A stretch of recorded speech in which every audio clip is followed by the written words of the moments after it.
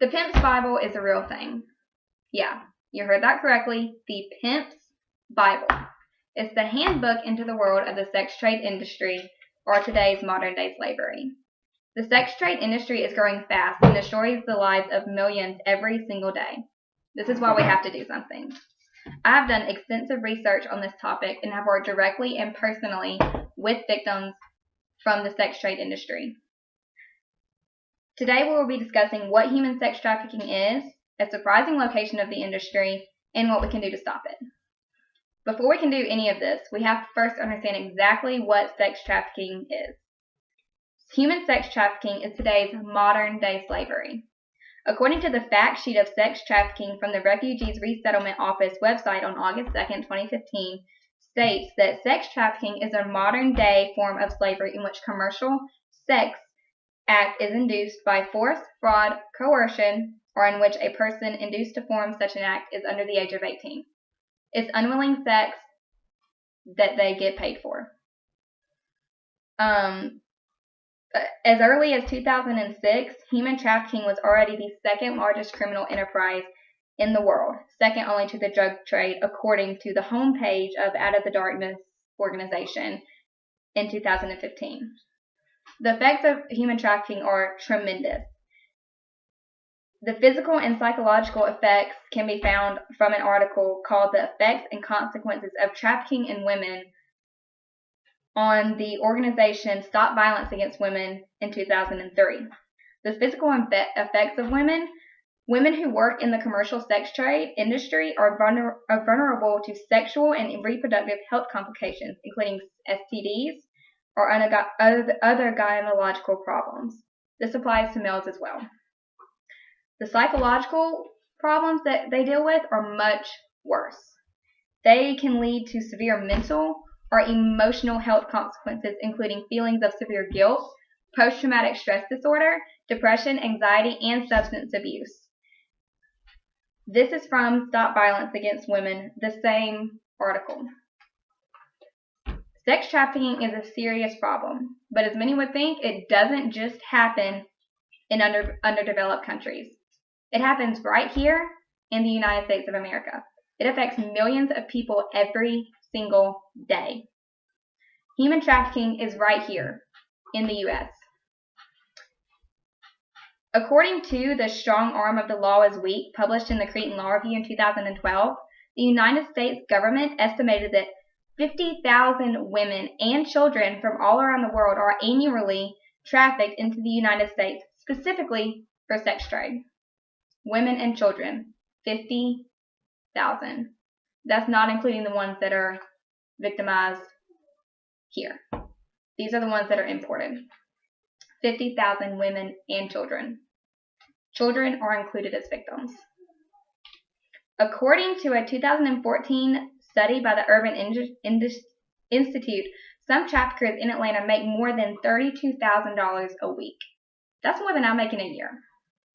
The study also cited research findings from 2007 that Atlanta's illegal sex industry generates around $290 million a year. This is Atlanta, Georgia. Not London, not Paris, not India, Atlanta, Georgia. $290 million a year. CNN did a personal interview with a victim from this industry, and this is some of the stuff that she was saying. On July 24th, 2015. The FBI reports that the average age that a girl is first recruited into the sex trade industry is 11 to 14 years old. That is the average age. That's middle school. And they're out on the street. By this time, 11 to 14 years old, as they enter the sex trafficking industry, their lifespan is only about 7 more years after that, due to the risk of overdoses, STDs, suicides, and homicides.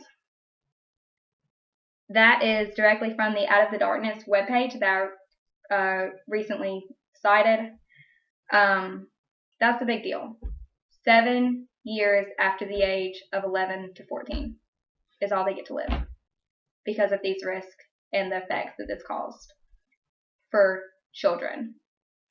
The CNN interviewed this girl at age 15. Her trafficker began first by seducing her into saying that he loved her. He bought her gifts. He made her feel special. Then he slowly introduced her to the world of trafficking, where she would sleep with 1 or 2 men a day to get them some extra money. It went from 1 to 2 a day to 40 a day. 40 men a day. And when she realized what he was doing to her, she got upset, but she still kept doing it because, quote, he made me feel like I was special. That's serious. That's the kind of society that we have created, that 11 to 14-year-old girls, in this case 15, feel special by a man who makes her sleep with other women for money. And also in the same interview, when she said she wanted to quit and get out of it, he pulled a gun to her head. As we now know that human trafficking is a serious and sickening thing happening in our backyards, we need to know how to fix it. There are many things we can do to hinder human trafficking from taking place in the United States. The first thing we can do is enforce stricter laws for offenders. An article called Punishing Pimps and Johns in 2013 from the BYU Journal of Public Law states that estimates indicate that for every one person or a John who is an offender of sex trafficking, there are up to 50 women also prosecuted for the same thing. One offender to 50 victims. Too often, states prosecute and punish the women and children who have been victimized while leaving the offenders either unprosecuted or with disproportionate punishments. 1 to 50. As no comprehensive law in the United States currently penalizes the range of offenses involved in trafficking schemes, many traffickers typically escape deserved punishment. This is from the same article. Another way that we can help this, besides enforcing stricter laws for offenders, is to help the victims. We don't need to punish them. Going back to the interview from the girl who was a victim of CNN, her journey away from exploitation started at the doorstep of a sanctuary run by a nonprofit organization called the Living Water Center. The organization provided her with 2 things that didn't seem possible a few weeks earlier: a job and a GED. There are organizations like that all over the country and in the world. Also, according to that interview, Georgia law gives authorities the opportunity to grant leniency to these victims if they agree to go to a safe house. It's either safe house or jail. But also, according to this article, many of the girls end up choosing jail because they don't know anything other than that life. At this point, they are brainwashed to think that is the only life they can live. That's what they're brainwashed into. I hope today that I have persuaded you that human trafficking is a very real and serious problem happening all around us. We discussed what it is, that it's happening right in our backyards, and how we can help end sex slavery in the United States.